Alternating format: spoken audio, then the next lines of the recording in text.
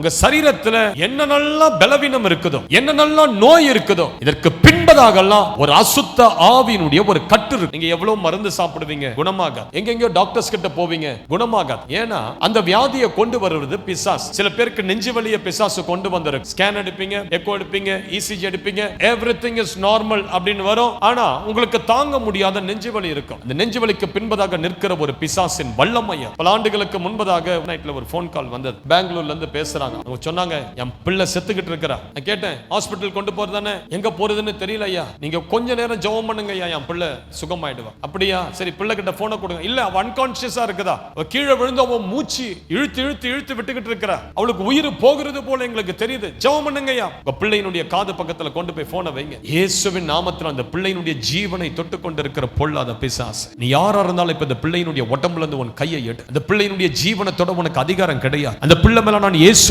ரத்தத்தை இப்போது அக்கினி வேலியா கொண்டு வர, அந்த பிள்ளை மேல நான் கர்த்தருடைய கிருபையை இப்பொழுது கொண்டு வர, இயேசுவின் நாமத்தை சொல்லி அந்த பிள்ளைக்கு விரோதமாய் போராடுகிற எல்லா மரண கட்டுகளை இப்ப நான் உடைக்கிறேன்னு சொன்னா, கொஞ்ச நேரத்துல 5 நிமிஷத்துல அந்த பிள்ளை பட்டுன்னு கண்ணை திறந்துட்டா. அவங்க அம்மா சொன்னாங்க, ஐயா கண்ணை திறந்துட்டா, ஆனா அவ எழுந்துக்க மாட்டா, திரும்ப ஸ்பீக்கர்ல போட்டு பக்கத்துல வைங்க. இயேசுவின் நாமத்தினால் இப்பொழுது இந்த பிள்ளையினுடைய உடம்பின் மேல கிரியை செய்கிற எல்லா பொல்லாத பிசாசின் வல்லமையை நான் முறியடிக்கிறேன். இயேசுவின் நாமத்தை சொல்லி, ரத்தத்தை சொல்லி, பரிசுத்த ஆவியின் அபிஷேகத்தை அந்த பிள்ளை மேல ஊற்றி 2-3 நிமிஷம் ஜெபம் பண்ணிருப்பேன். அவ்வளவுதான். படுத்துட்டு இருந்த பிள்ளை எழுந்து உட்கார்ந்தா. அவகிட்ட போனை கொடுத்தாங்க. நான் கேட்டேன், உனக்கு என்னமா ஆச்சு? அவ சொல்றா, ஐயா நான் ஆபீஸ் முடிச்சிட்டு வீட்டுக்கு எப்பவுமே வருவது போல வந்தேன், திடீரென்று என பின்னாடி இருந்து யாரோ ஒருவர் அப்படி குத்துனது போல ஒரு உணர்வு. நான் கீழே விழுந்தேன். கீழே விழும்போது என்னுடைய நெஞ்சின் மேல ஒரு ஆவி உட்கார்ந்து கொண்டது. அதனுடைய கூர்மையான நகங்கள் உள்ள விரல்களை என்னுடைய நெஞ்சுக்குள்ள விட்டு என்னுடைய ஆத்துமாவை எனக்குள்ள இருந்து பிடுங்கி கொண்டிருந்தது.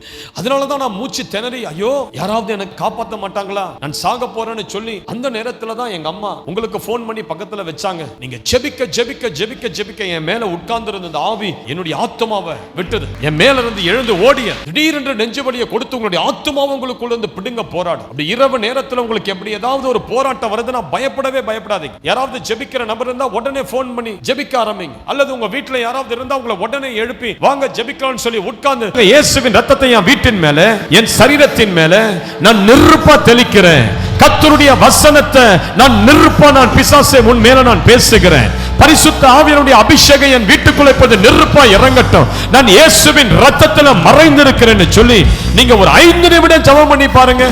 எந்த பிசாசின் ஆவியா இருந்தாலும் இயேசுவின் நாமத்துக்கு, ரத்தத்துக்கு, வார்த்தைக்கு, அபிஷேகத்துக்கு அவைகள் முறிந்து விழுந்து உன் வீட்டை விட்டு வெளியே ஓடிதான் ஆகணும்.